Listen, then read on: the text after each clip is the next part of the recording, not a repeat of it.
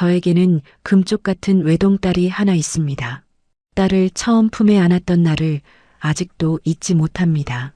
작고 따뜻한 체온이 제 가슴 위로 전해졌을 때 세상이 멈춘 것 같았죠. 그날 병실 창밖으로는 눈이 내리고 있었습니다.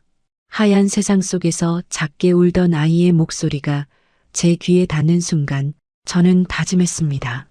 이 아이만은 세상 모든 고통에서 지켜주겠다. 그땐 세상이 지금보다 훨씬 거칠었습니다. 월급은 늘 빠듯했고 남편은 회사에서 늦게까지 일하느라 집을 비우기 일쑤였습니다. 저는 직장을 포기하고 아이 곁에 있기로 했습니다. 하루 세끼 밥을 챙기고 밤새 기저귀를 갈고 낮엔 손수건을 삶으며 하루가 지나갔습니다. 그렇게 정신없이 하루하루를 버티던 시절, 제 삶의 중심엔 오직 딸 하나뿐이었습니다. 딸이 기어다닐 때 처음 부른 말도 엄마였습니다. 그 말을 듣고 얼마나 울었는지 모릅니다. 하루에도 수십 번씩 아이의 얼굴을 들여다보며 말했죠. 우리 딸 세상에서 제일 예쁘다. 엄마는 너 없으면 아무것도 못해. 남편은 점점 무뚝뚝해졌습니다. 처음엔 아이를 안고 웃던 사람이었는데 세월이 흐르며 퇴근만 하면 말없이 방으로 들어가 텔레비전만 바라봤습니다. 저는 그것도 이해하려 했습니다. 밖에서 얼마나 힘들까 싶었거든요. 그래서 더더욱 딸에게 집중했습니다. 내가 받은 무심함을 아이에게만큼은 물려주고 싶지 않았습니다. 딸은 유난히 조용한 아이였습니다. 말을 크게 하지도 않고 남을 다치게 하는 법도 없었죠. 놀이터에서도 다른 아이들이 장난감을 뺏어가도 그저 조용히 제 옆으로 걸어왔습니다. 엄마, 나 그냥 다른 거 가지고 놀래? 그럴 때마다 저는 속으로 미안했습니다. 아이가 세상 눈치를 보는 게 혹시 내 모습 때문은 아닐까 싶어서요. 딸이 초등학교에 들어가던 날 교문 앞에서 작게 손을 흔들며 뛰어가는 딸의 뒷모습을 보며 저는 처음으로 놓아야 하는 사랑이 있다는 걸 배웠습니다. 그날 집에 돌아와 아무도 없는 거실에서 작은 도시락통을 꺼내 들고 한참을 바라봤습니다. 그 도시락 속 반찬은 제 하루의 전부였거든요.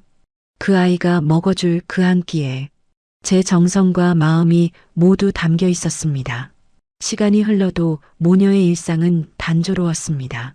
아침이면 딸의 교복을 다림질하고 저녁이면 숙제하는 아이 옆에서 빨래를 개었습니다. 그런데 그 단조로움이 이상하게 행복이었습니다. 텔레비전에서 드라마가 끝날 무렵 딸은 언제나 제 무릎을 베고 누웠습니다. 엄마, 나 커서 뭐가 될까? 그럴 때마다 저는 대답했죠. 무엇이 되든 괜찮아. 단 내 마음이 따뜻한 사람만 되면 돼. 딸은 웃으며 말했습니다. 그럼 나 엄마 같은 사람 될래. 그 말이 제게는 세상의 모든 상이었습니다. 딸이 중학생이 되자 조금씩 거리가 생겼습니다. 문을 닫고 공부하는 시간이 길어졌고 친구들과의 약속이 늘어났습니다. 저는 그게 서운하면서도 한편으로 자랑스러웠습니다. 아, 이제 진짜 어른이 되어가는구나. 그러면서도 늘 마음 한구석은 불안했죠. 세상이 점점 험해지는데 아이가 혹시 상처받지는 않을까, 혹은 내 품을 벗어나면 내가 더 이상 필요한 존재가 아닐까 하는 두려움이 늘 있었습니다. 그 무렵 남편은 더 바빠졌습니다. 회식이 잦아지고 밤늦게 들어오는 날이 많아졌습니다. 저는 홀로 부엌에서 설거지를 하며 창밖 불빛을 바라봤습니다. 딸은 방에서 공부하는 소리가 들리고 남편은 집에 없고 그 시간의 정적 속에서 제 마음은 자꾸만 작아졌습니다. 하지만 그런 외로움조차 딸이 웃는 얼굴로 집에 들어올 때면 다 사라졌습니다. 그 아이가 제 삶의 빛이었으니까요. 고등학교 시절엔 딸이 매일 밤새워 공부했습니다. 손끝이 트고 눈밑이 시커멓게 변할 정도로요. 저는 그런 아이가 안쓰러워서 밤마다 따뜻한 차를 끓여들고 들어갔습니다. 딸, 너무 무리하지 마. 세상은 점수보다 마음이 더 중요해. 딸은 늘 대답했습니다. 엄마, 나 괜찮아. 엄마가 믿어주니까. 나 힘나. 그 한마디에 저는 매번 울컥했습니다. 그 아이는 항상 저를 먼저 생각했어요. 수능이 끝난 날, 딸은 학교에서 돌아오자마자 저를 꼭 안았습니다. 엄마, 나 이제 끝났어. 수고했어. 엄마는 그동안 내가 얼마나 노력했는지 다 알아. 그날 밤 딸은 제 무릎을 베고 잠이 들었습니다. 저는 아이 머리칼을 쓰다듬으며 속으로 중얼거렸습니다. 우리 딸 여기까지 오느라 얼마나 힘들었을까. 대학교에 합격한 소식을 들은 날, 저는 딸보다 더 울었습니다. 그동안의 모든 고생이 그 한 통의 합격 문자로 보상받는 기분이었습니다. 남편도 오랜만에 웃었죠. 우리 딸이 드디어 해냈네. 그 말 한마디에 제 마음이 다 풀렸습니다. 하지만 딸이 대학에 들어가자 세상이 달라졌습니다. 이젠 엄마가 없어도 잘 지내는 아이가 되었고 휴대폰으로 연락하는 일이 줄어들었습니다. 밤늦게 들어오거나 주말에도 약속이 있다며 나가곤 했습니다. 그럴 때면 이상하게 방 안이 더 넓게 느껴졌습니다. 냉장고에 남은 반찬도 식탁 위에 두 그릇도 허전했습니다. 저는 그때 처음 느꼈습니다. 아이를 키우는 건 결국 떠나보내는 연습이구나. 그럼에도 딸은 여전히 다정했습니다. 시험 기간이 끝나면 항상 전화를 했습니다. 엄마, 나 오늘 끝났어. 엄마 보고 싶어. 그러면 저는 아무 말 없이 버스를 타고 아이 자취방으로 갔습니다. 라면을 끓이고 방을 치우고 쓰레기를 버리면서도 행복했습니다. 아이가 제게 엄마 밥이 제일 좋아라고 말하는 순간 그 한마디면 세상 모든 피로가 사라졌거든요. 시간은 참 빠르게 흘렀습니다. 딸은 어느새 사회인이 되었고 첫 월급을 받아 제게 봉투를 내밀었습니다. 엄마, 이건 내가 번 돈이야. 저는 고개를 저었지만 딸은 제 손에 억지로 쥐어줬습니다. 엄마, 나 여기까지 오게 해준 사람은 엄마야. 이건 당연한 거야. 그날 밤 저는 봉투를 열어보지도 못했습니다. 그저 베개 밑에 넣고 한참을 울었습니다. 그 무렵부터 저는 이상하게 마음이 허전했습니다. 딸이 독립하고 나니 제 하루가 비어버린 듯 했습니다. 남편은 여전히 무뚝뚝했고 대화는 점점 줄어들었습니다.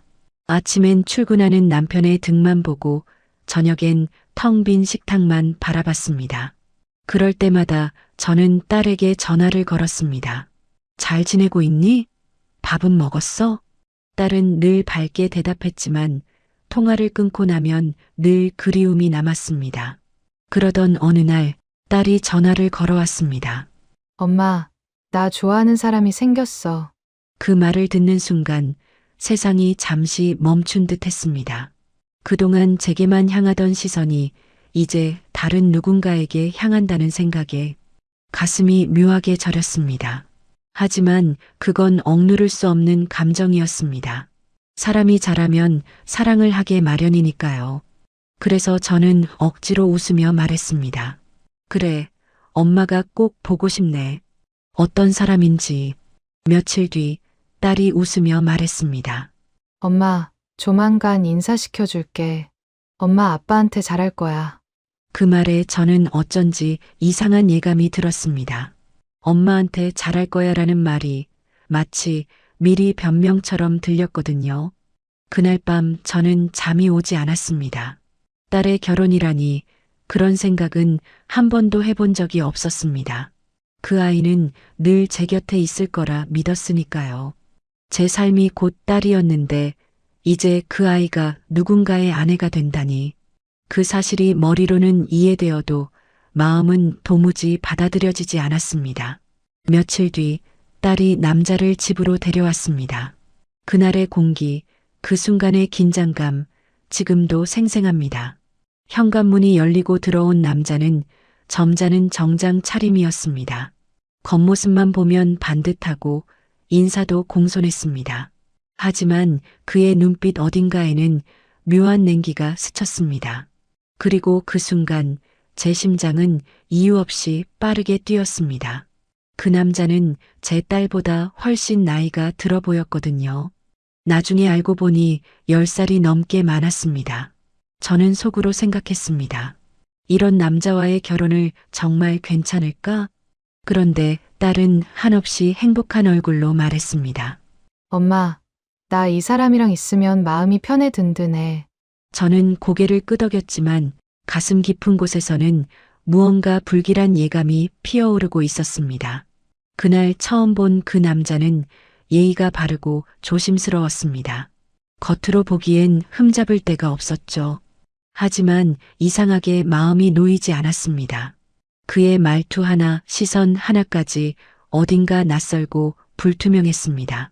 그 후로 딸은 주말마다 그 남자를 만났습니다. 처음엔 퇴근 후 잠깐 차 한잔 하는 정도였다고 했습니다. 그러다 점점 시간이 길어졌습니다. 하루가 저녁이 되고 저녁이 밤이 되어 돌아오는 날이 많아졌습니다. 식탁에 앉아 밥을 먹다 보면 맞은편 자리가 텅 비어 있었습니다.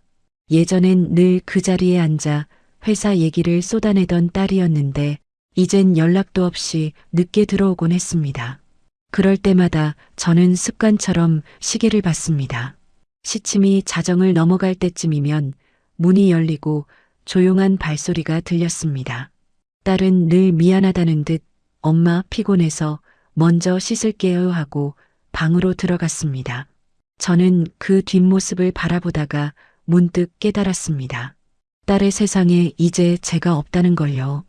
시간이 조금 더 지나자 딸의 말투가 달라졌습니다. 그 남자를 이야기할 때면 목소리가 한 톤 높아지고 눈빛이 반짝였습니다. 함께 한식당에 갔다는 얘기, 여행을 다녀왔다는 얘기, 사소한 문자 하나에도 웃음을 흘렸습니다. 그 웃음이 낯설었습니다. 기쁨과 동시에 불안이 밀려왔습니다. 남편은 아무렇지 않게 말했습니다. 이제 애가 다 컸잖아. 연애도 해야지. 그 말이 맞는 줄 알면서도 어딘가에 걸렸습니다. 딸이 너무 빨리 마음을 주고 있다는 생각이 들었거든요. 그러던 어느 날 딸이 새로운 옷을 입고 나갔습니다. 머리를 묶던 아이가 처음으로 풀고 나갔고 립스틱을 진하게 발랐습니다. 그날은 유난히 늦게 들어왔습니다. 그리고 제 옆에 앉아 조용히 말했습니다. 엄마, 그 사람 진짜 좋은 사람이야. 그 한마디가 오래 머물렀습니다. 좋다는 말 속에 이미 결심이 묻어 있었습니다. 저는 아무 대답도 하지 못했습니다. 시간이 흐르면서 두 사람의 관계는 더 깊어졌습니다. 명절에도 그 사람 집에서 인사를 드렸다고 했고 퇴근 후엔 거의 매일 함께 시간을 보냈습니다. 딸은 그 사람의 이름을 자연스럽게 일상 속에 섞어 썼습니다. 엄마, 그 사람이 나 걱정해줬어요. 엄마, 그 사람이 회사 앞에서 기다려줬어요. 그 이름이 거듭 나올수록 제 마음속엔 그늘이 짙어졌습니다. 어느 날은 회사 일이 늦는다더니 다음 날 아침에야 들어왔습니다. 밤새 불을 켜놓고 기다렸는데 딸은 아무렇지 않게 웃으며 말했습니다. 엄마, 늦게까지 얘기하다가 잠깐 쉬다 왔어요. 그 말 속엔 이미 우리 둘의 세상을 만들어가는 기운이 있었습니다. 그 즈음 저는 자주 그 남자의 얼굴이 떠올랐습니다. 딸 옆에서 웃고 있던 그 표정, 예의 바른 말투, 정중하지만 차가운 손짓, 도무지 속을 알 수 없는 사람이었습니다. 하지만 딸은 그를 사랑했습니다. 그 사실 하나가 모든 불안을 무력하게 만들었습니다. 시간이 지나면 자연스럽게 식을 거라 생각했습니다. 새로운 사람에 대한 호기심, 첫사랑의 감정, 그런 건 누구에게나 잠시 오는 거라고 믿었습니다.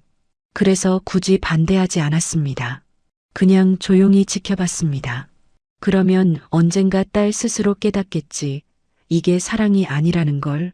하지만 그건 제 착각이었습니다. 딸은 오히려 그 사람에게 더 깊이 빠져들었습니다. 같이 미래를 이야기하기 시작했고 결혼을 전제로 부모님께 정식으로 인사드리고 싶다는 말을 꺼냈습니다. 그날 저는 밥숟가락을 놓았습니다. 귀가 멍해졌습니다. 남편은 딸을 똑바로 쳐다보며 물었습니다. 너 정말 그 사람이랑 결혼할 생각이냐? 딸은 잠시 숨을 고르더니 제게 시선을 옮겼습니다. 그리고 단 한마디 했습니다. 엄마, 나 이 사람 아니면 안 될 것 같아. 그 한마디로 모든 게 끝났습니다. 이제 돌이킬 수 없다는 걸 그 순간 직감했습니다. 그날 밤 잠을 이루지 못했습니다. 딸의 말이 계속 귀에 맴돌았습니다. 엄마, 나 이 사람 아니면 안 될 것 같아. 그 목소리가 떠오를 때마다 가슴이 조여왔습니다. 이불 속에서 눈을 감아도 머릿속은 복잡했습니다. 딸이 웃으며 떠올린 남자의 얼굴, 그 옆에서 환하게 웃던 딸의 눈빛, 모든 장면이 한꺼번에 밀려왔습니다. 이건 단순한 감정이 아니라 아이의 인생이 걸린 일이었습니다. 그 사람에 대해 제대로 아는 게 아무것도 없는데 그저 딸의 말 한마디에 모든 걸 믿어야 하는 현실이 두려웠습니다. 지금껏 지켜온 세상, 제가 만들어온 모든 안정이 그 남자 한 사람에게 흔들릴 것 같은 기분이었습니다. 다음 날 아침 거실 창문을 열었습니다. 햇살은 평소처럼 쏟아졌고 커피포트에 물이 끓는 소리가 들렸습니다. 하지만 모든 게 낯설게 느껴졌습니다. 딸이 아침을 함께 먹던 그 자리가 텅 비어 있었습니다. 결혼 이야기를 꺼내던 날 이후로 딸은 예전처럼 제게 말을 걸지 않았습니다. 저를 피하는 듯한 눈빛, 그 눈빛 속에서 딸은 이미 다른 세상을 바라보고 있었습니다. 점심 무렵 남편이 집으로 들어왔습니다.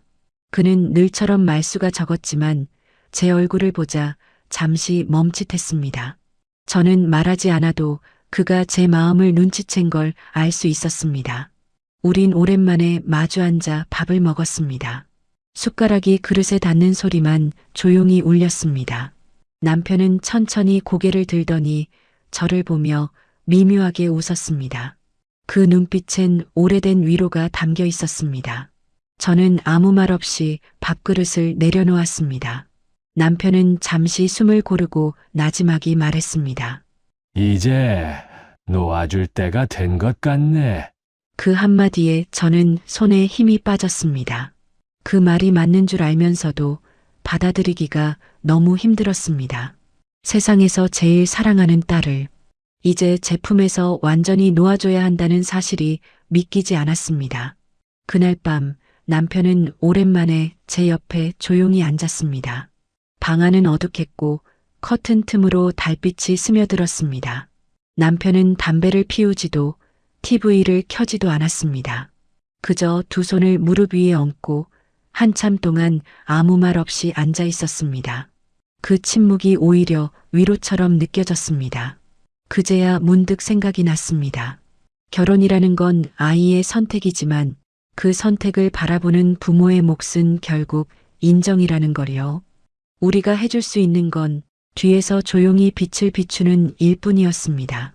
창밖에서는 봄비가 내리고 있었습니다.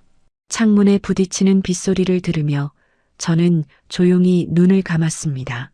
딸이 태어났던 날 작은 손으로 제 손가락을 꼭 쥐고 있던 그때가 떠올랐습니다. 그 손이 이제 제 손을 놓고 다른 사람의 손을 잡으려 하고 있었습니다. 그 사실이 아프고 또 슬펐지만 한편으로는 이해가 됐습니다. 사랑이란 결국 누군가의 세상을 떠나보내야 하는 과정이니까요. 그날 이후 저는 조금씩 마음을 다스리기 시작했습니다. 딸의 결혼을 받아들이기로 마음먹었지만 그 결심이 완전한 평화로 이어지진 않았습니다. 눈앞에서 웃는 딸의 모습이 여전히 아득했고 그 옆에 남자를 볼 때마다 알 수 없는 서늘함이 밀려왔습니다. 그럼에도 불구하고 저는 더 이상 딸의 길을 막지 않았습니다. 이제 그 아이는 어른이 되었고 부모가 대신 살아줄 수 없는 세상을 스스로 살아가야 했습니다. 그래서 저는 그날 밤 마음속으로 작게 중얼거렸습니다. 그래, 이젠 내 세상으로 가야지. 엄마는 여기서 기다릴게. 며칠이 지나고 딸의 결혼 이야기가 구체적으로 흘러가기 시작했습니다. 처음엔 그저 결혼할 마음이 있다는 말뿐이었는데 이제는 상견례 날짜를 정해야 한다는 말을 남편이 꺼냈습니다. 그 말을 듣는 순간 제 손끝이 차가워졌습니다. 이제 정말 돌이킬 수 없다는 생각이 들었습니다. 그동안 마음 한구석에 남아있던 희미한 기대, 혹시 딸이 다시 생각을 바꾸지 않을까 하는 미련이 그 한마디에 산산이 부서졌습니다. 그날 이후 저는 매일같이 불안했습니다. 딸의 얼굴은 평소보다 밝았고 전화기 너머로 들려오는 그 사람의 목소리는 늘 차분했습니다. 하지만 그 차분함이 오히려 낯설었습니다. 모든 것이 너무 빠르게, 너무 매끄럽게 진행되는 것 같았습니다. 상견례 당일 새벽부터 잠이 오지 않았습니다. 식탁 위에 정갈이 차린 반찬들을 보면서 딸의 첫 생일상을 준비하던 그날이 떠올랐습니다. 그땐 고작 1살이던 아이가 오늘은 결혼 이야기를 나누는 자리에 앉게 되었습니다. 남편은 검은 양복을 꺼내 입었고 딸은 화사한 베이지색 원피스를 입었습니다. 거울 앞에서 머리를 매만지는 딸의 모습은 어느새 어른이 되어 있었습니다. 그 모습을 바라보며 저는 마음속으로만 되뇌었습니다. 그래, 이제 정말 보내야 하는구나. 식당은 도심의 한쪽 조용한 한정식집이었습니다. 길게 놓인 테이블 위에 반짝이는 수저와 접시들이 가지런히 놓여 있었습니다. 딸의 남자친구는 늘 그렇듯 깔끔한 정장 차림이었고 그의 부모는 단정한 인상의 과묵한 분들이었습니다. 처음 마주한 순간 공기 속에 묘한 긴장감이 돌았습니다. 형식적인 인사말이 오갔고 가볍게 웃는 얼굴 뒤로 서로를 재는 시선이 오갔습니다. 저는 한마디 한마디가 조심스러웠습니다. 남편은 옆에서 침착하게 대화를 이어갔지만 그의 손끝이 미세하게 떨리고 있는 걸 저는 눈치챘습니다. 딸은 그저 미소를 지었습니다. 그 미소 속엔 불안도 망설임도 없었습니다. 이미 결심을 마친 사람의 얼굴이었습니다. 식사가 절반쯤 지나자 남자의 어머니가 조용히 말을 꺼냈습니다. 그들의 목소리는 낮고 부드러웠지만 그 안에는 이미 결정된 일의 확신이 담겨 있었습니다. 결혼식을 언제쯤으로 생각하냐는 질문이 나왔을 때 식탁 위 공기가 단단하게 굳었습니다. 남편은 제 쪽을 바라보았습니다. 모든 시선이 제게로 향했습니다. 그 순간 마음속에서 무언가 무너져 내렸습니다. 그럼에도 불구하고 저는 억지로 웃음을 지었습니다. 그리고 조용히 아주 짧게 말했습니다. 봄이 좋겠네요. 그 한마디로 모든 게 정해졌습니다. 결혼 날짜는 봄으로, 식장은 남자 쪽이 알아보기로 했습니다. 식당을 나서는 길에 봄비가 내리고 있었습니다. 딸은 손수건으로 제 어깨를 닦아주며 웃었습니다. 그 따뜻한 손길이 오히려 마음을 더 무겁게 만들었습니다. 이제 이 손길도 곧 다른 세상으로 건너가겠지. 그 생각에 숨이 막혔습니다. 차 안에서는 아무 말도 하지 않았습니다. 딸은 창밖을 바라보았고 남편은 운전대를 잡은 채 조용했습니다. 빗방울이 유리창을 타고 흘러내리는 동안 저는 그저 마음속으로만 되뇌었습니다. 봄이 오면 정말로 떠나겠구나. 그날 밤 잠들기 전 거울 속 제 얼굴을 보았습니다. 피로가 짙게 내려앉은 눈과 말라붙은 입술, 그 얼굴엔 묘한 평정이 깔려 있었습니다. 인정한다는 건 때로는 포기보다 더 아픈 일이라는 걸 그제야 알았습니다. 봄이 가까워질수록 집안은 조금씩 분주해졌습니다. 딸의 방에는 웨딩드레스 사진이 쌓여갔고 거실 탁자 위엔 청첩장이 가지런히 놓였습니다. 딸은 하루가 다르게 바빠졌습니다. 회사 일도 결혼 준비도 모두 혼자 감당하려 했고 그럴 때마다 저는 조용히 그 옆을 지켜봤습니다. 남편은 예식장 계약서를 꼼꼼히 확인했고 딸은 신혼집 인테리어 사진을 휴대폰으로 보여주며 엄마, 이거 봐. 너무 예쁘지? 하며 웃었습니다. 그 웃음 속엔 두려움이 아닌 설렘만 가득했습니다. 그 모습이 다행스러우면서도 이상하게 가슴이 시렸습니다. 결혼 준비는 빠르게 진행됐습니다. 날짜는 정해졌고 청첩장 인쇄가 들어갔으며 혼수도 차근차근 채워졌습니다. 모든 게 순조로웠습니다. 너무 순조로워서 오히려 불안했습니다. 어느 날 신부 대기실에서 드레스 피팅을 하던 딸을 바라보며 저는 이상하게 손끝이 떨렸습니다. 거울 속의 딸은 눈부셨습니다. 하얀 드레스에 둘러싸인 채 환하게 웃는 그 얼굴은 어릴 적 첫 운동의 날 하얀 운동화를 신었던 그때와 닮아 있었습니다. 그런데 그 옆에서 미소 짓고 서 있던 신랑의 표정은 묘하게 비어 있었습니다. 웃고 있었지만 눈빛이 머물지 않았습니다. 그게 마음에 걸렸습니다. 집으로 돌아오는 길 차 안에서 남편은 무심하게 말했습니다. 괜찮아 보여. 성실한 사람 같더라. 저는 고개를 끄덕였지만 마음은 가라앉지 않았습니다. 도무지 그 남자의 마음이 보이지 않았습니다. 겉으로는 친절하고 말투도 공손했지만 그 공손함이 이상하게 비현실적으로 느껴졌습니다. 결혼식 전날 밤 저는 잠을 이루지 못했습니다. 딸이 잠든 방 앞에서 한참을 서 있었습니다.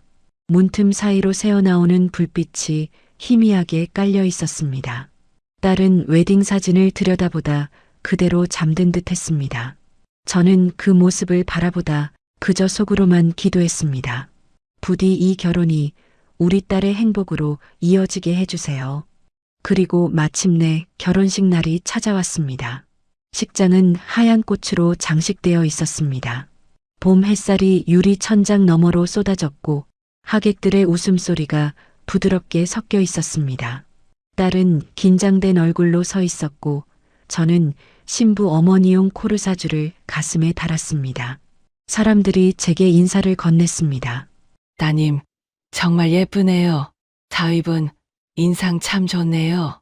그 말들 속에 저는 억지로 웃음을 지었습니다. 그런데 혼잡한 예식장 복도 한쪽에서 우연히 들려온 한마디가 제 발을 멈추게 했습니다. 이번에는 꼭 정착해야 할 텐데. 낯선 목소리였습니다. 아마 신랑 쪽 하객이었을 겁니다. 그 말의 의미를 곱씹는 순간 귀 안쪽이 먹먹해졌습니다. 이번에는이라는 말이 무엇을 뜻하는지 듣지 않아도 알 수 있었습니다. 머릿속이 하얘졌습니다. 손에 들고 있던 화병이 미세하게 흔들렸습니다. 잠시 숨이 막히는 듯 했습니다. 신랑의 과거에 대해 들은 적도 의심한 적도 없었는데 그 한마디가 모든 의문을 깨우는 듯 했습니다.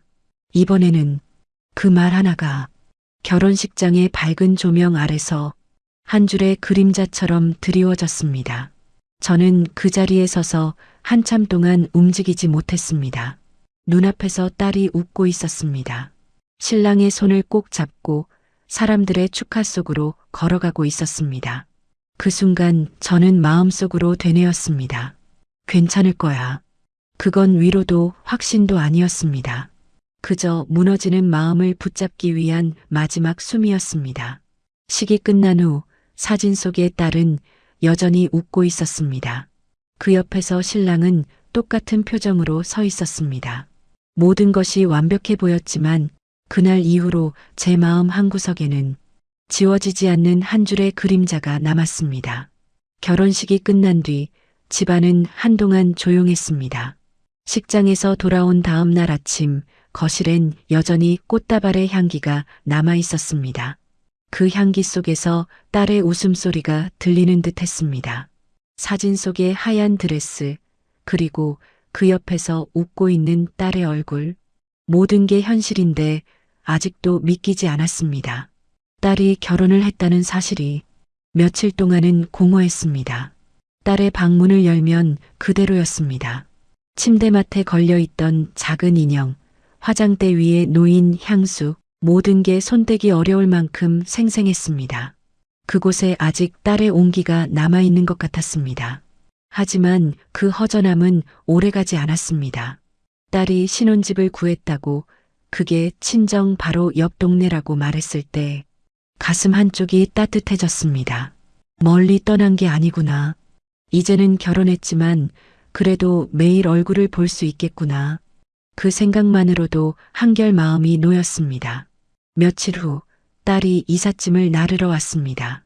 남편과 함께 가벼운 상자를 들고 들어서는 모습을 보며 나는 부쩍 작아진 어깨로 그저 바라만 봤습니다. 딸이 이제는 완전히 다른 집의 여자가 되었지만 그 표정 속엔 여전히 제 딸의 모습이 있었습니다. 이사날 저녁 딸이 새집 정리를 하겠다며 나갔습니다. 저는 창문을 열어 그쪽을 바라봤습니다. 불이 켜진 창이 보였습니다. 딸의 웃음소리가 바람결에 스치듯 들려오는 듯 했습니다. 그날 밤 오랜만에 잠이 깊이 들었습니다. 그동안의 불안이 조금은 녹아내린 것 같았습니다. 그래, 이제 괜찮을 거야.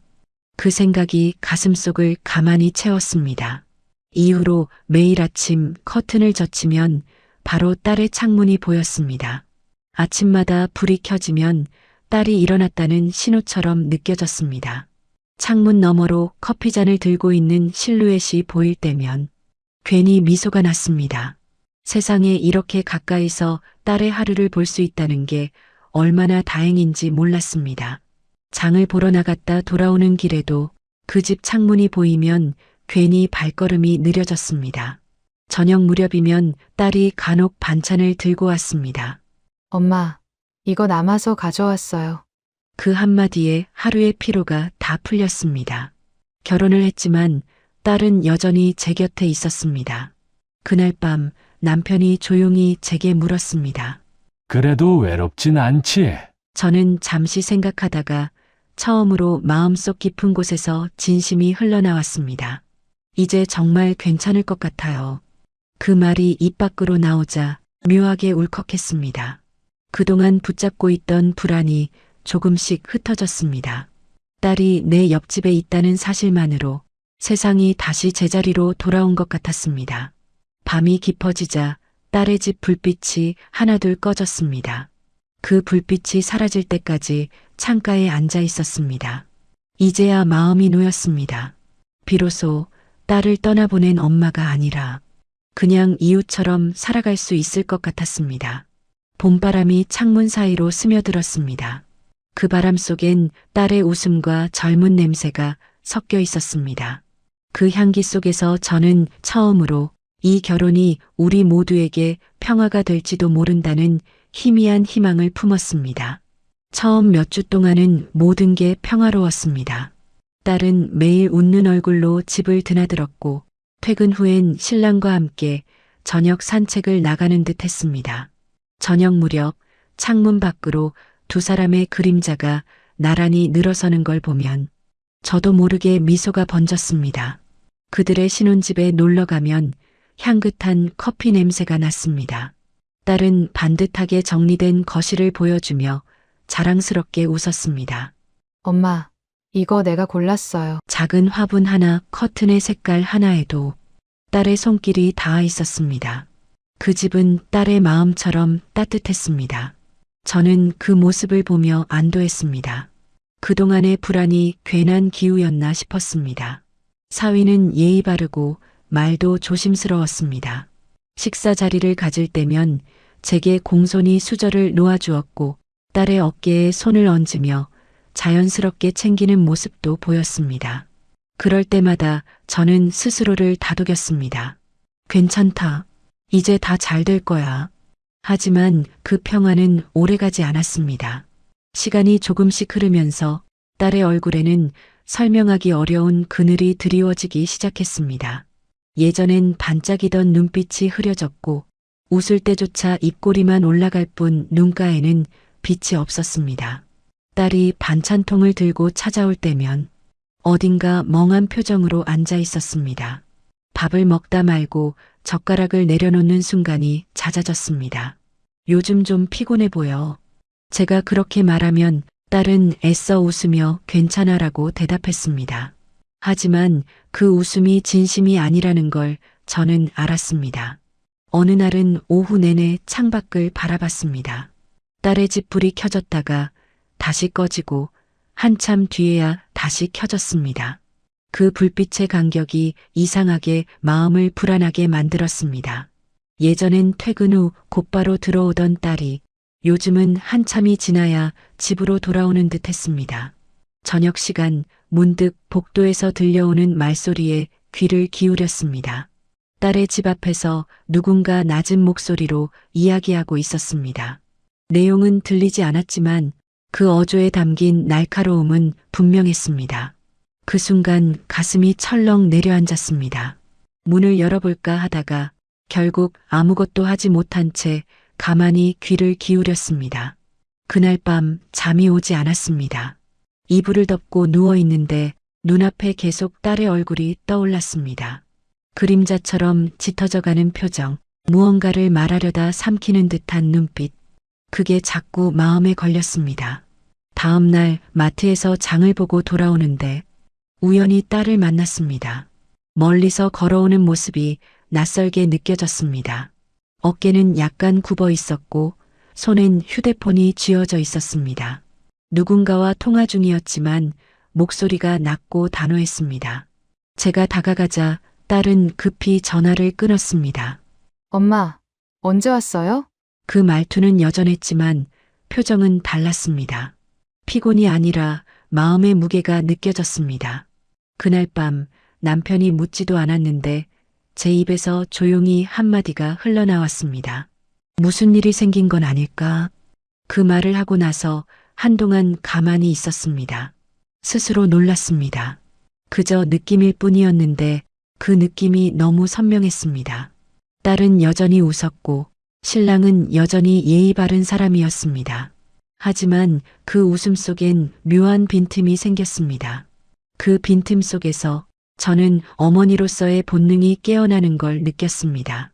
불빛이 꺼진 딸의 창문을 바라보며 저는 조용히 손을 모았습니다.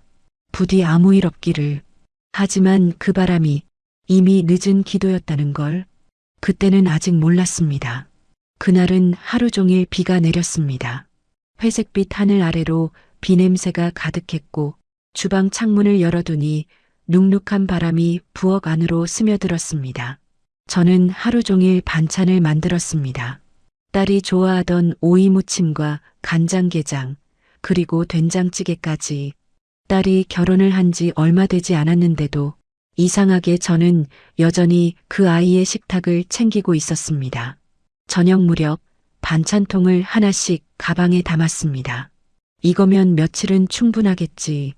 혼잣말처럼 중얼거리며 가방 지퍼를 닫았습니다. 창밖에는 비가 조금 잦아들고 있었지만 젖은 공기 속에서 차가운 냄새가 남아 있었습니다. 딸의 집 문 앞에 도착했을 때 불빛이 새어나오고 있었습니다. 문을 두드리니 딸이 금세 나왔습니다. 얼굴에는 피곤함이 묻어 있었지만 억지로 밝게 웃는 모습이 보였습니다. 엄마, 웬일이에요? 딸은 놀란 듯 말했지만 그 목소리엔 약간의 당황이 섞여 있었습니다. 저녁도 다 됐을 텐데 반찬 좀 가져왔어. 저는 자연스럽게 들어섰습니다. 거실에는 불이 환하게 켜져 있었고 식탁 위에는 반쯤 비워진 물컵 하나만 놓여 있었습니다. 텔레비전은 꺼져 있었고 공기에는 묘한 정적이 깔려 있었습니다. 집안 구석구석이 너무 고요했습니다. 저는 괜히 주방 쪽을 바라보았습니다. 냄비는 식어 있었고 싱크대에는 아직 저녁 설거지가 남아 있었습니다. 그때 문득 뭔가 이상하다는 생각이 들었습니다. 사위는 아직 퇴근 안 했니? 무심하게 물었지만 그 질문이 공기 속에 오래 머물렀습니다. 딸은 잠시 멈칫했습니다. 눈빛이 살짝 흔들렸고 손끝이 식탁 가장자리를 쓸었습니다. 그리고는 어색한 웃음을 지으며 대답했습니다. 야근이에요. 엄마, 회사 일이 좀 많대요. 그 말은 너무 자연스러웠지만 그 자연스러움이 오히려 더 불안했습니다. 딸의 목소리에는 단단한 벽 같은 무언가가 세워져 있었습니다. 더 이상 묻지 말라는 신호처럼 느껴졌습니다. 저는 괜히 웃으며 고개를 끄덕였습니다. 그래, 요즘 다들 바쁘지. 하지만 가슴속은 이상하게 서늘했습니다. 딸은 반찬통을 꺼내 냉장고에 넣었습니다. 손끝이 분주했지만 눈빛은 계속 흔들렸습니다. 무언가를 숨기려는 사람의 얼굴이었습니다. 그날 밤 집으로 돌아오는 길에 빗방울이 다시 흩뿌리기 시작했습니다. 가로등 불빛이 젖은 도로에 번졌고 그 위로 제 발소리가 길게 울렸습니다. 우산을 쓰고 걸어가며 문득 속으로 중얼거렸습니다. 무언가 이상해. 그 말이 입 밖으로 나오자 마음속 어딘가가 철썩 무너져 내리는 느낌이 들었습니다. 딸은 분명 괜찮다고 했지만 그날의 표정, 그 흔들리는 눈빛이 계속 떠올랐습니다. 집에 돌아와 불을 끄고 누워도 딸의 집 창문 불빛이 눈앞에서 사라지지 않았습니다. 그 빛은 밤이 깊을수록 점점 더 희미해졌고 마치 무언가를 감추듯 천천히 꺼져갔습니다. 그날 이후로 저는 잠을 이루지 못했습니다. 딸의 얼굴이 머릿속에서 떠나지 않았습니다. 밝게 웃었지만 그 미소가 눈가까지 닿지 않았던 그날의 표정, 무언가를 숨기듯 시선을 피하던 그 순간이 자꾸 마음을 파고들었습니다. 그날 밤부터 저는 거실 창가에 앉았습니다. 커튼을 살짝 젖히면 바로 건너편 딸의 집이 보였습니다. 창문 사이로 흐릿하게 새어나오는 불빛, 그 빛이 켜지고 꺼지는 시간을 저는 매일 지켜보기 시작했습니다. 시계의 초침이 천천히 돌아가고 집안은 고요했습니다. 남편은 이미 깊이 잠들어 있었고 오직 시계 소리와 냉장고의 낮은 진동음만이 공간을 메웠습니다. 밤이 깊어갈수록 딸의 집 창문엔 불이 켜지지 않았습니다. 시계를 보면 11시, 자정을 넘어 새벽 1시가 되었습니다. 그제야 현관 쪽 불빛이 잠깐 깜빡였습니다. 문이 열리고 그림자가 비쳤습니다. 사위였습니다. 그는 고개를 숙인 채 천천히 걸어 들어갔습니다. 몸은 약간 비틀거렸고 손에는 뭔가 봉투 같은 것이 들려 있었습니다. 딸은 그때까지도 불을 켜지 않았습니다. 그날 이후 저는 매일 같은 시간에 창가로 나갔습니다. 비 오는 밤에도 바람이 부는 새벽에도 습관처럼 커튼을 젖혔습니다. 그리고 같은 장면을 반복해서 보았습니다. 사위는 늘 늦게, 아니 거의 새벽이 다 돼서야 집으로 돌아왔습니다. 시간은 늘 비슷했습니다. 새벽 2시를 조금 넘긴 시각. 처음엔 우연이라 생각했습니다. 회사 일이 많을 수도 있고 야근이 잦을 수도 있으니까요. 하지만 그것이 매일 반복될수록 이건 단순한 일이 아니라는 생각이 들었습니다. 딸의 창문 불빛은 늘 일정했습니다. 밤 10시쯤에 켜지고 자정 무렵에 꺼졌습니다. 그 불이 꺼진 뒤에도 한참 동안 사위는 돌아오지 않았습니다. 그 시간 동안 딸은 무엇을 하며 기다리고 있었을까요? 그 생각이 가슴을 아프게 했습니다. 어느 날은 새벽 3시가 다 되어도 불이 켜지지 않았습니다. 밖은 고요했고 골목 끝에서 바람에 깡통이 굴러가는 소리만 들렸습니다. 그 정막 속에서 저는 갑자기 알 수 없는 분노가 치밀었습니다. 사위가 집에 늦게 들어올 수도 있다는 걸 알면서도 왜 딸은 아무 말도 하지 않았을까? 왜 그 얼굴로 괜찮아요라고 웃었을까? 그때 문득 제 입에서 조용히 한마디가 새어나왔습니다. 이건 뭔가 잘못됐어요. 그 말은 낮게 거의 속삭임처럼 흘러나왔습니다. 그러나 그 순간 제 안의 모든 감정이 달라졌습니다. 막연한 불안이 의심으로 바뀌고 의심은 곧 직감이 되었습니다. 그날 이후로 저는 매일 밤 창가에 섰습니다.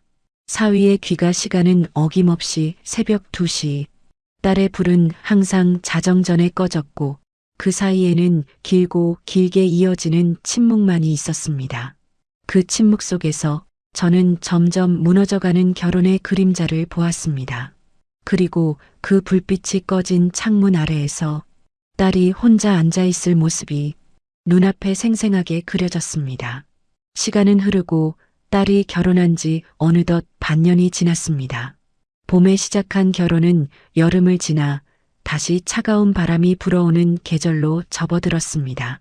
세상은 변함없이 흘러가고 있었지만 제 마음속에는 여전히 불안이 가시지 않았습니다. 처음엔 하루가 멀다 하고 오던 딸이 이제는 일주일에 한 번, 그마저도 간단히 얼굴만 비추고 돌아가곤 했습니다.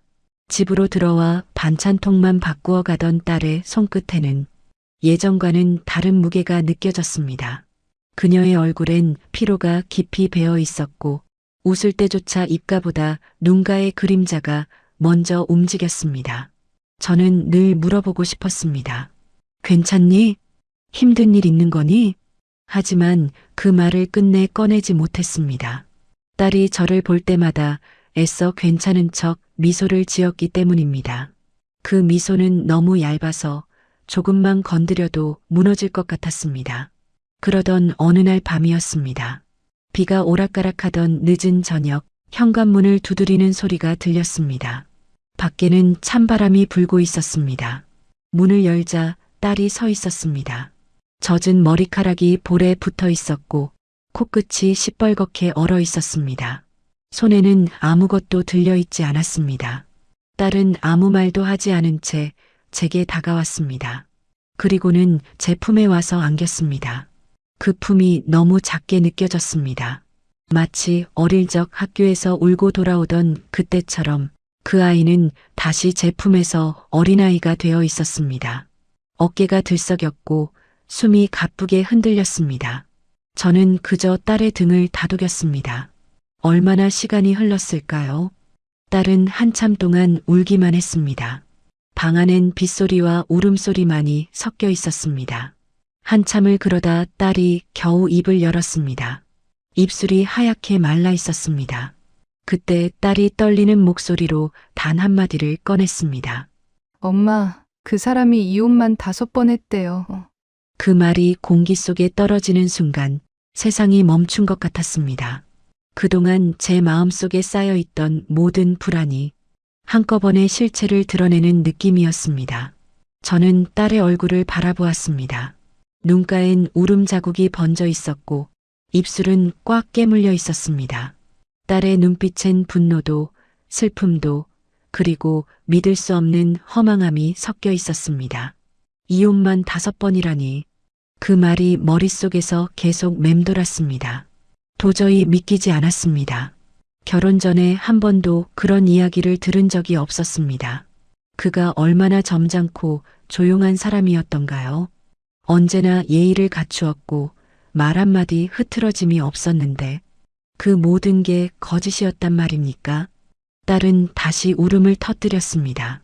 숨을 몰아쉬며 마치 그 말을 뱉는 것조차 죄스럽다는 듯이 고개를 숙였습니다.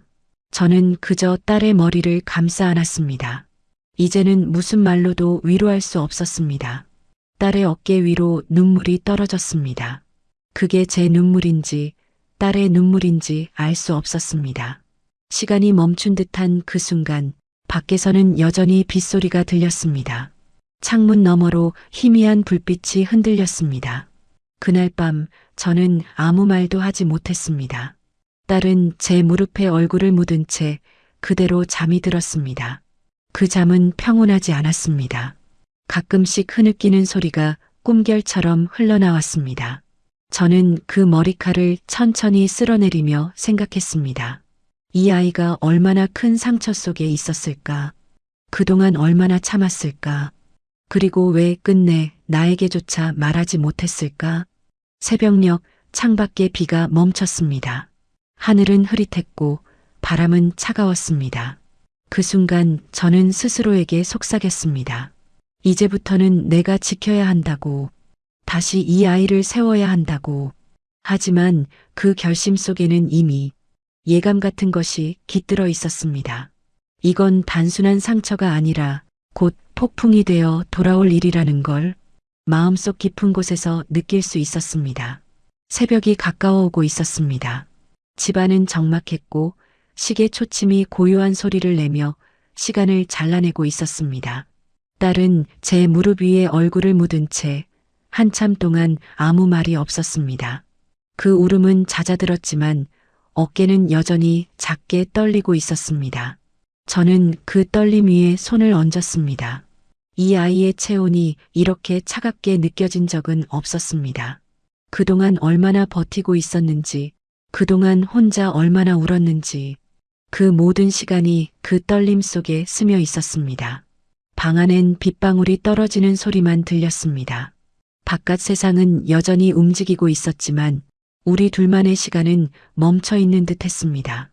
딸의 숨소리가 점점 거칠어졌고 그제야 조용히 거의 속삭이듯 한마디가 흘러나왔습니다.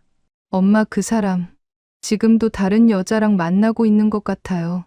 그 한마디에 숨이 멎는 것 같았습니다. 세상이 다시 돌아가기 시작했지만 모든 소리가 멀어졌습니다. 바람 소리도 시계 소리도 빗소리도 모두 멀리서 들려오는 것처럼 희미해졌습니다. 저는 딸의 얼굴을 들여다보았습니다. 눈가엔 울음으로 번진 자국이 남아 있었고 그 속엔 믿음이 무너져 내린 사람의 표정이 있었습니다. 딸의 입술은 하얗게 말라 있었고 그 말 한마디를 꺼내기까지 얼마나 용기가 필요했을지 느껴졌습니다. 이제는 그 어떤 위로도 쉽사리 입에 담을 수 없었습니다.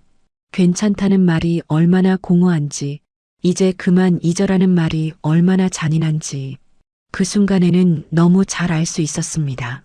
저는 그저 딸을 더 꼭 끌어안았습니다.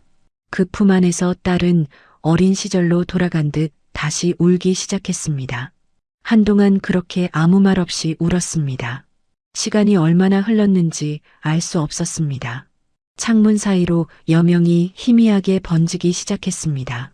비는 그쳤지만 공기 속엔 아직 차가운 냄새가 남아 있었습니다. 저는 조용히 생각했습니다. 이제는 단순히 상처받은 딸을 위로하는 걸로 끝나지 않겠다고, 이 일의 진실을 직접 확인해야겠다고, 누가 우리 딸에게 이런 일을 했는지, 어떤 사람인지 그 눈으로 보고 말해야겠다고 다짐했습니다. 그러나 그 결심 속엔 이미 두려움이 스며 있었습니다. 그 남자의 눈빛, 그 무표정한 얼굴이 떠올랐습니다. 그 얼굴 속에는 결코 단순하지 않은 무언가가 있었음을 그제야 깨달았습니다. 다음 날 아침 잠에서 깨자마자 머릿속은 복잡했습니다. 밤새 뒤척이며 수없이 망설였지만 결론은 하나였습니다. 이젠 직접 확인해야 했습니다. 그 남자의 입으로 내 딸의 결혼이 어떤 거짓 위에 세워져 있었는지를. 저는 전화를 걸었습니다. 낯선 긴장감이 손끝으로 번졌습니다. 사위의 목소리는 변함없이 담담했습니다. 장소를 정하자는 말에 가까운 카페를 골랐습니다. 딸에게는 아무 말도 하지 않았습니다. 그날 오후 창가 자리에서 사위를 마주했습니다. 햇살이 비스듬히 들어와 테이블 위를 비추고 있었지만 그 빛마저도 차갑게 느껴졌습니다. 사위는 언제나처럼 말끔했습니다. 단정한 셔츠, 깔끔한 손목시계, 그 외형 어디에도 혼란이나 후회 같은 건 보이지 않았습니다. 저는 단도직입적으로 물었습니다. 이혼을 5번이나 했었다는 게 사실인가? 사위는 잠시 눈을 깜빡이더니 고개를 끄덕였습니다. 표정은 흔들리지 않았습니다. 마치 식사 메뉴를 고르는 사람처럼 감정이 없는 얼굴이었습니다. 저는 다시 물었습니다. 지금도 다른 여자가 있는 건가? 그는 그제야 시선을 들었습니다. 무표정한 얼굴로 제게 시선을 맞추더니 조용히 한마디를 내뱉었습니다. 저 장모님 딸이랑 이혼할 겁니다. 그 한마디로 모든 것이 끝났습니다. 그 말 안에는 이유도 미안함도 없었습니다. 그저 계획처럼 예정된 일처럼 이미 결론을 알고 있는 사람의 목소리였습니다. 순간 제 안의 공기가 얼어붙었습니다. 심장이 쿵 하고 내려앉는 소리가 귓속에서 울렸습니다. 무엇을 더 물어야 할지도 어떤 말을 해야 할지도 알 수 없었습니다. 그는 자리를 정리하듯 천천히 일어섰습니다. 죄송합니다라는 말 한마디도 없이 그저 짧은 인사만 남기고 카페 문을 나섰습니다. 그 뒷모습이 유리창 너머로 작아질 때까지 저는 아무 말도 할 수 없었습니다. 밖에는 사람들이 오가고 커피 향이 퍼졌지만 제 세상은 완전히 멈춰버린 듯 했습니다. 그날 집으로 돌아오는 길에 손끝이 차갑게 굳어 있었습니다. 딸에게 어떻게 말을 꺼내야 할지, 어떤 위로를 해야 할지 아무 생각이 나지 않았습니다. 며칠 뒤 두 사람은 결국 이혼했습니다. 절차는 생각보다 빠르게 끝났습니다. 딸은 별다른 저항도 하지 않았습니다. 그저 무표정한 얼굴로 서류에 도장을 찍었습니다. 이혼 후 딸은 말수가 줄었습니다. 하루 종일 방 안에 앉아 창밖만 바라보았습니다. 식탁 위의 밥그릇은 언제나 식은 채로 남아 있었고 거실의 시계 소리만이 그 집의 시간을 대신했습니다. 처음엔 단순한 피로라고 생각했습니다. 하지만 날이 갈수록 딸의 눈빛은 텅 비어갔습니다. 밤이 되면 불을 끄지 않은 채 앉아 있었고 새벽녘에야 겨우 잠이 드는 모습이었습니다. 저는 문틈으로 그 모습을 지켜보았습니다. 숨소리 하나에도 마음이 무너졌습니다. 딸의 젊은 얼굴에 생기가 사라져 있었습니다.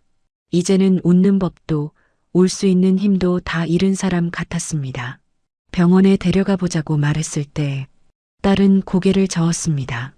괜찮아요라는 말 한마디뿐이었습니다. 하지만 그 괜찮다는 말이 이토록 절망적으로 들릴 줄은 몰랐습니다. 그날 이후 딸의 방은 거의 불이 꺼져 있었습니다. 낮에도 커튼을 닫아둔 채 앉아 있었고 하루 종일 아무것도 먹지 않았습니다. 저는 매일 문 앞에서 서성였습니다. 무언가를 해야 한다는 생각뿐이었지만 정작 무엇을 해야 할지는 몰랐습니다. 그 아이를 세상에 처음 안았을 때처럼 다시 안아줄 수 있다면 좋겠다고, 그저 그때로 돌아가고 싶다고 수없이 마음속으로 되뇌었습니다. 그렇게 몇 주가 지나도록 딸은 여전히 그 자리에 머물러 있었습니다. 창밖에는 봄이 오고 있었지만 그 아이의 마음엔 아직 겨울이 머물러 있었습니다. 딸이 이혼한 뒤로 집안의 공기는 완전히 달라졌습니다. 식탁 위엔 언제나 식지 않은 국이 남아 있었고 딸의 방은 늘 커튼이 쳐진 채 고요했습니다. 하루 종일 그 아이는 창밖을 바라보다가 밤이 되면 불을 끄지 않은 채 침대 가장자리에 앉아 있었습니다. 저는 문틈으로 그 모습을 지켜보며 매일 마음이 무너졌습니다. 숨쉬는 것조차 고통스러워 보이는 딸을 보며 이대로는 안 된다는 생각이 점점 강해졌습니다. 처음엔 말로 위로하려 했습니다. 하지만 위로는 아무 의미가 없었습니다. 딸의 눈빛은 이미 세상과 거리를 두고 있었습니다. 그 눈 속엔 상처와 모멸, 그리고 스스로를 탓하는 그림자가 깊이 드리워져 있었습니다. 어느 날 새벽 딸이 잠든 방 앞에 앉아 있었습니다. 그 조용한 어둠 속에서 저는 생각했습니다.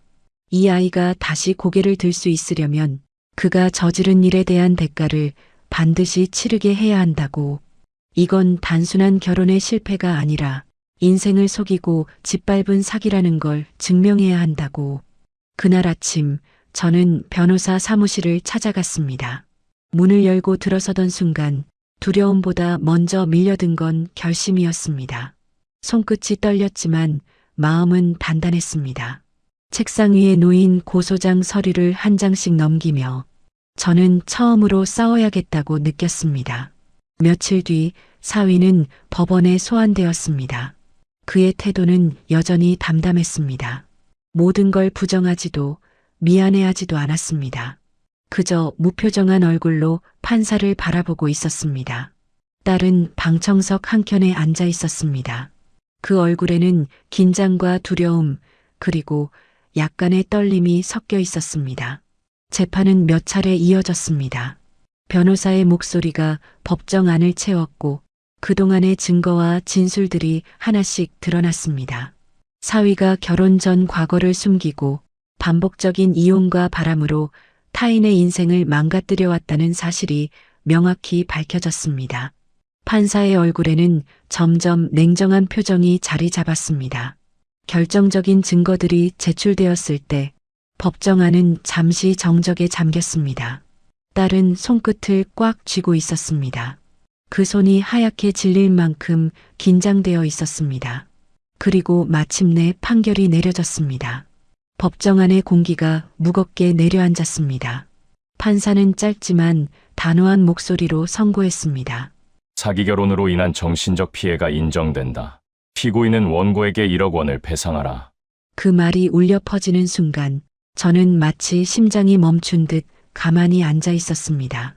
모든 소리가 멀어지고 딸의 흐릿한 숨소리만이 귓가에 남았습니다. 그제야 제 입에서 아주 조용히 한마디가 흘러나왔습니다. 이제야 조금 숨을 쉴 수 있겠구나. 그 말은 거의 속삭임처럼 작았지만 그 안에는 지난 몇 달의 고통과 울분, 그리고 안도의 한숨이 섞여 있었습니다. 재판이 끝난 뒤 딸은 눈물을 흘렸습니다. 그 눈물은 슬픔의 눈물이 아니었습니다. 마치 다시 살아있다는 걸 확인하는 사람의 눈물처럼 느껴졌습니다. 저는 딸의 손을 잡았습니다. 손끝은 여전히 차가웠지만 그 속엔 미세한 온기가 돌아오고 있었습니다. 며칠 뒤 집으로 돌아온 딸은 처음으로 창문을 열었습니다. 햇빛이 방 안으로 들어왔고 그 빛 속에서 딸은 잠시 눈을 감았습니다. 오랜만에 부드러운 미소가 입가에 번졌습니다. 저는 부엌 창가에서 그 모습을 바라보며 조용히 생각했습니다. 이제 끝이구나. 아직 모든 게 회복된 것은 아니지만 그래도 이 아이는 다시 시작할 수 있겠구나. 그날 밤 오랜만에 불을 끄고 편히 누웠습니다. 창문 너머로 딸의 집 불빛이 희미하게 새어나왔습니다. 그 빛은 예전처럼 흔들리지 않았습니다. 그제야 저는 눈을 감았습니다. 긴 싸움이 끝나고 마음 한켠이 처음으로 가벼워졌습니다.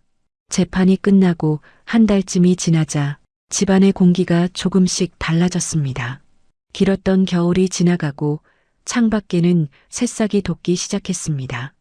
햇빛이 부드럽게 방 안으로 스며들었고 딸의 방에도 오랜만에 커튼이 열려 있었습니다. 이따금 딸은 거실에 나와 앉았습니다. 그동안 닫혀있던 마음이 서서히 열리는 듯 했습니다. 말수는 여전히 적었지만 그 눈빛 속에는 예전처럼 생기가 조금씩 돌아오고 있었습니다. 저는 하루 종일 딸 곁을 지켰습니다. 식탁에 따뜻한 국을 올리고 조용히 차를 끓여서 내밀었습니다. 딸은 그 찻잔을 두 손으로 감싸 쥐고 한참을 바라보았습니다. 그 작은 동작 하나하나가 이 아이가 다시 살아가고 있다는 증거처럼 느껴졌습니다. 어느 날은 같이 동네 산책을 나갔습니다.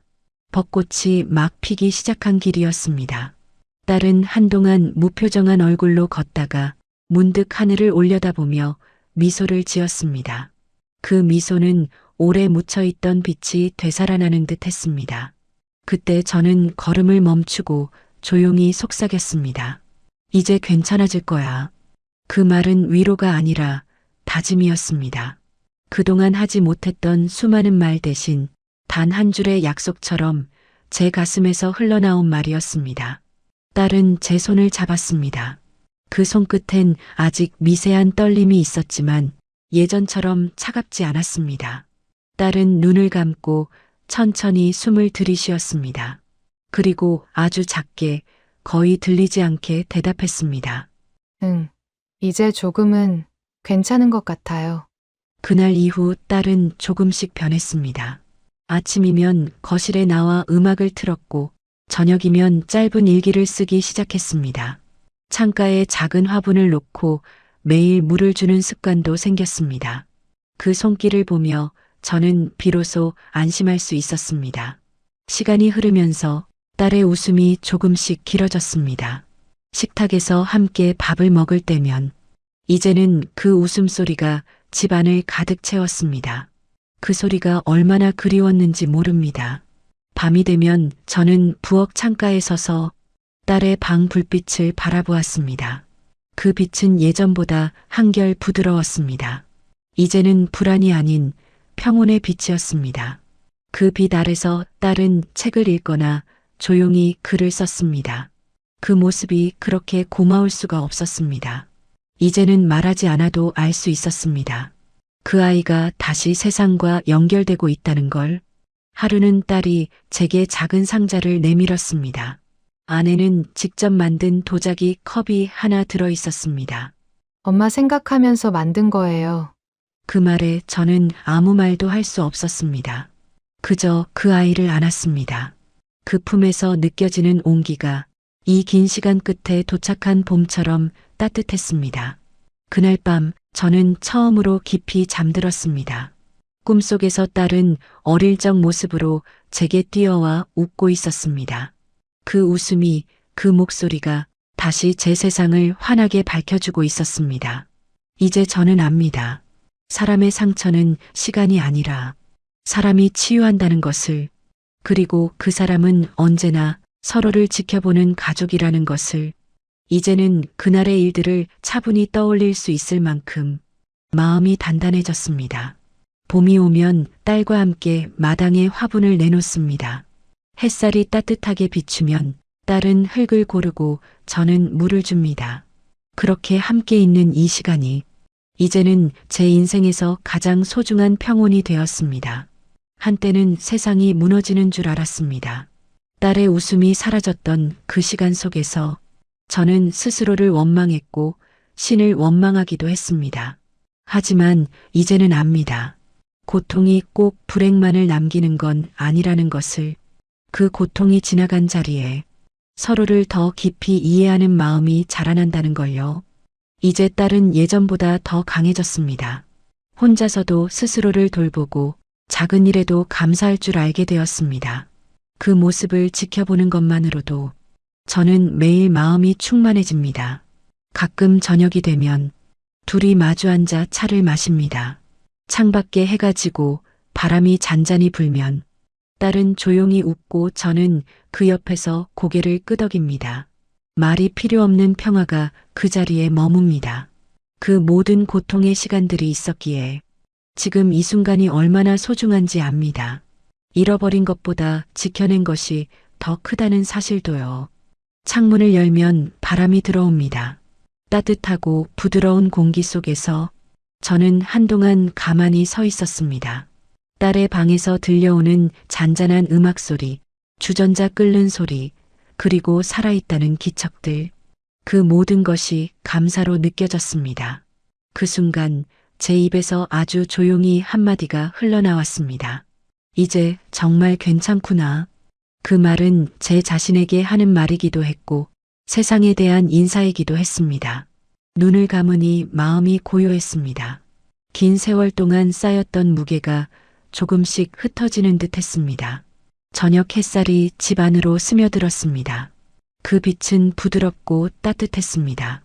그 속에서 저는 비로소 깨달았습니다.